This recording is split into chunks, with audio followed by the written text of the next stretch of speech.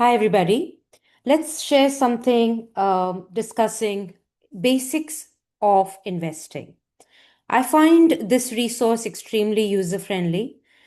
Charles Schwab is known for their trust and research. And so, what I do is I take a look at what are they talking about and what are some of the articles that will help me. So, I usually go to learn and then I go to investing principles, which is what I want to discuss today. So, as of their website, they have broken it down into 7 different steps. Number one, you establish a plan. Number two, you start saving today, even if it's $50 a month. You start as early as possible. Number three, you build a diversified portfolio.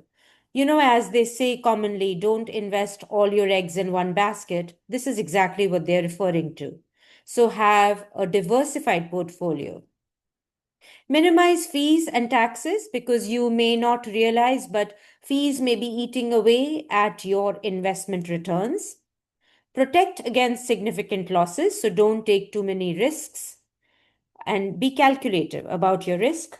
Rebalance your portfolio, revisit it once a year, maybe once in every 6 months. I like to revisit it once a month. And number 7 is ignore the noise, which is extremely difficult to do because we get notifications on our phones constantly throughout the day. And so, how do we ignore the noise and stay the course? There are 2 ways that have worked for me. One is knowledge, and second, having the conviction that I have invested in strong companies which will last through and help me grow my money. So I'm not looking at a 1 year return or a 2 year return. At a minimum, I'm looking at the next 5 to 10 years. That helps me stay the course because I have the knowledge and then I have the conviction. Remember, a large part of personal finance is how we behave. So, firstly, establish a plan, be realistic about your goals, and start early, even if it's $20 a month.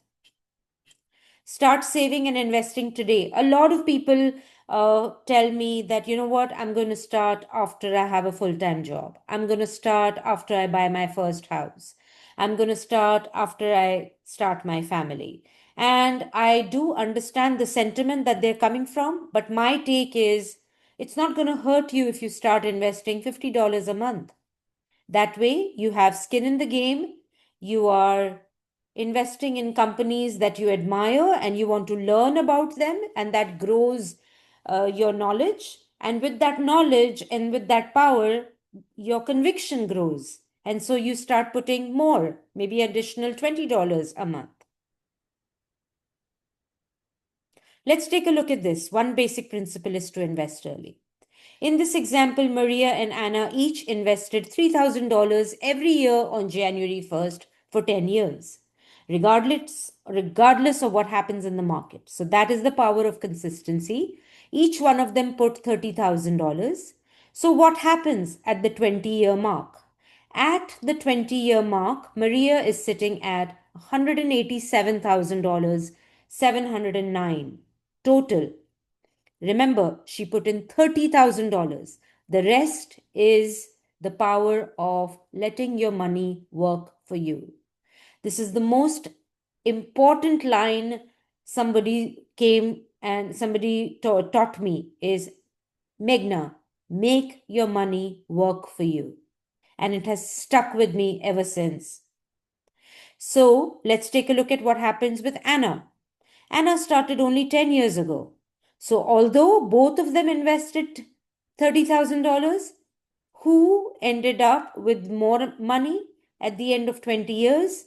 We are looking at Anna because she started only 10 years ago. She's put in time in the market for only 10 years. So, she ends up with 37,936. Therefore, starting early is very, very important because you have the power of time on your side. Another thing which I love is don't try to predict the market. There's no point in trying to figure out how to time the market. The only thing you can do is put time in the market. Build a diversified portfolio. In simple English, don't invest all your eggs in one basket. Here they give us an example. 100,000 invested at the beginning of 2005 would have a volatile journey to nearly 720,000 by the end of 2024. So you can see the growth from 2005 to 2024, but it takes a lot of conviction to stay the course. That's why in personal finance, they always tell us it really depends on human behavior. A large part of personal finance depends on human behavior. I find the fee and the taxes extremely important. Let's take a look at this example. $3,000 invested in a portfolio that tracks S&P for 10 years. And then nothing is invested for the next 10 years. So what happens over the 20-year period? Remember, this person, in this case is Maria, she invested $3,000 for 10 years. So she put in $30,000 of her own money for 10 years. Then for the next 10 years, she did not put any money. So what happens over 20 years? How did her money grow? She ended up with $187,709 at the end of 20 years with a no fee fund. If she paid 0.75 fee, she would have ended up with 166,657. And if she had a 1.5% fee, she would have ended up with 147,895. So do you see the difference between these two numbers? That's the power of knowing how much the fee is. You want to keep your fee minimum, and you can ask questions related to fees so that you don't end up making the mistake that is so glaring over here.